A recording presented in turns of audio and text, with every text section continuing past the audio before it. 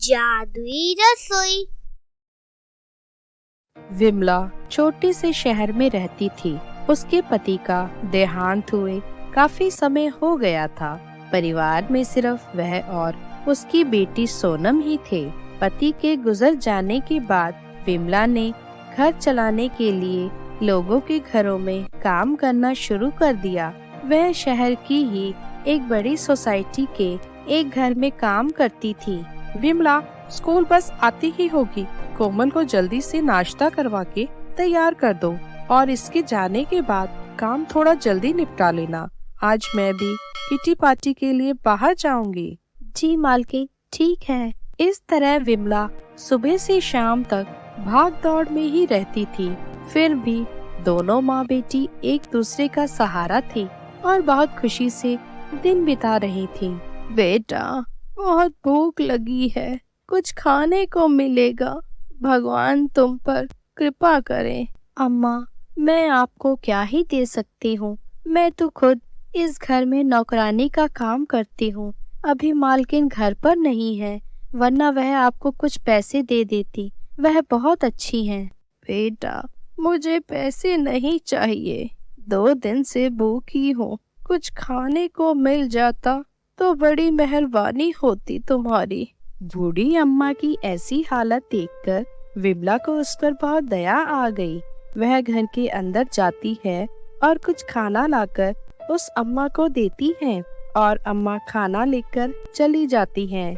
यह सब उसकी मालकिन ने आते वक्त देख लिया था। विमला, यह सब क्या था? इस तरह मेरी पीठ पीछे तुम खुद को इस घर की मालकिन समझती हो, जो इस तरह सारा सामान लुटा रही थी?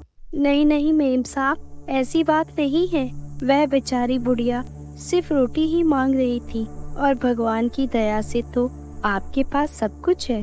अगर 2 रोटी उसे बूढ़ी अम्मा को मिल भी गई आपकी रसोई से, तो आपको तो कोई कमी नहीं होने वाली। उल्टा भगवान खुश होकर और देंगे। उस गरीब की दुआएं लगेंगी आपको। बड़ी आई मुझे दया धर्म सिखाने वाली। इतना ही शौक है तुझे दान करने का, तो पहले इतना पैसा कमा, फिर जिसे चाहे खिला। इतने बड़े घर में आकर तुम्हें क्या लगता है कि पैसे पेड़ पर उगते हैं? बहुत मेहनत लगती है इतना कमाने में, पर तुम छोटे लोगों को यह समझ कहाँ से आए? काम करती है नौकरानी का और ठाठ दिखाती है महारानी वाले। क्या पता मेरे पीछे से तू घर में चोरी भी कर लेती हो। बस मेहर साहब, कुछ ज्यादा ही बोल रही हैं आप।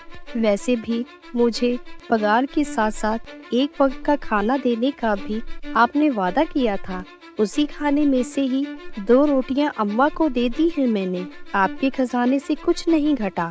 दिन रात आपके घर में मेहनत करती हूँ, उसी के बाद 2 रोटियां मिलती हैं मुझे। बहुत जबान चल रही है तेरी। चल निकल जा मेरे घर से, और कल से काम पर आने की भी जरूरत नहीं है। और अब मैं देखती हूँ तुझे इस सोसाइटी में कौन सा दूसरा घर काम देता है। विमला ने अपनी मालकिन को समझाने की बहुत कोशिश की और उसकी मिन्नतें भी की, उसे काम से ना निकाले। पर उसकी मालकिन अपनी जिद की पक्की थी। वह नहीं मानी और बेचारी विमला रोती हुई अपने घर वापस आ गई।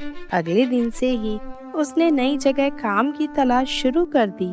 पर जैसा कि उसकी मालकिन ने उसे धमकी दी थी, उसे सोसाइटी में कहीं भी काम नहीं मिल रहा था। अरे बेटी, तुम तो वही हो ना जिसने उस दिन मेरी मदद की थी, पर आज तुम यहाँ इतनी उदास क्यों बैठी हो? क्या बात है, मुझे बताओ। कुछ नहीं, यह अमीर लोग सोचते हैं ये जैसा चाहे गरीब लोगों के साथ बुरा व्यवहार करते रहेंगे और हम कुछ बोले भी ना। क्या हुआ बेटी, ऐसी बातें क्यों कर रही हो? भगवान सबको बराबर नजर से देखते हैं। अगर भगवान देखते तो आज मेरी ऐसी हालत नहीं होती।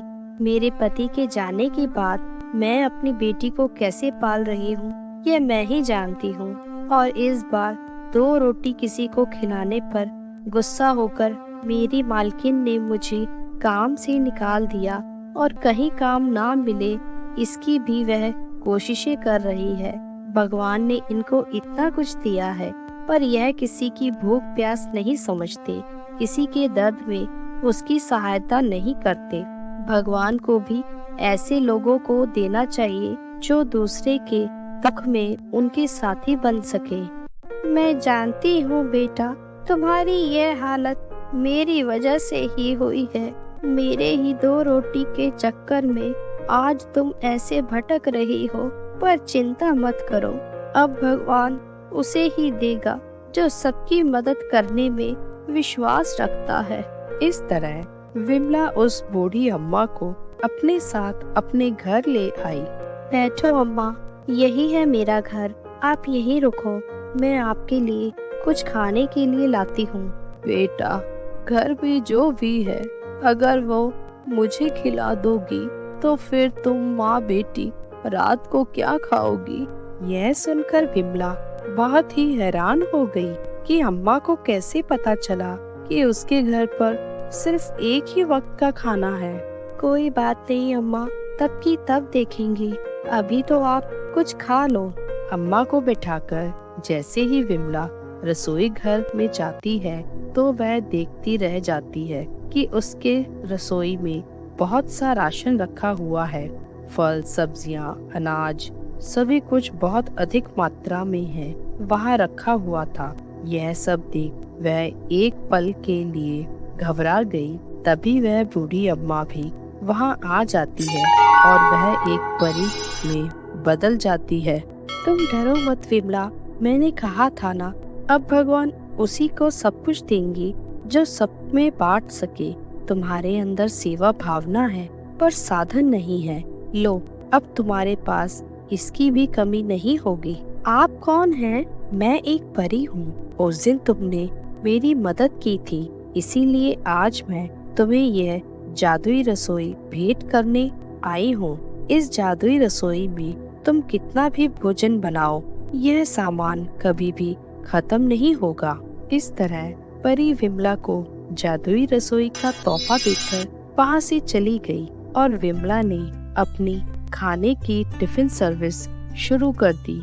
इसके साथ साथ वह किसी भी भूखे इंसान को बिना खाने के नहीं जाने देती थी और गरीबों की भी खूब मदद करती थी। ऐसे ही और मजेदार वीडियोस देखने के लिए लाइक, कमेंट, शेयर और सब्सक्राइब करें हमारे चैनल को। Thank you. Bye bye.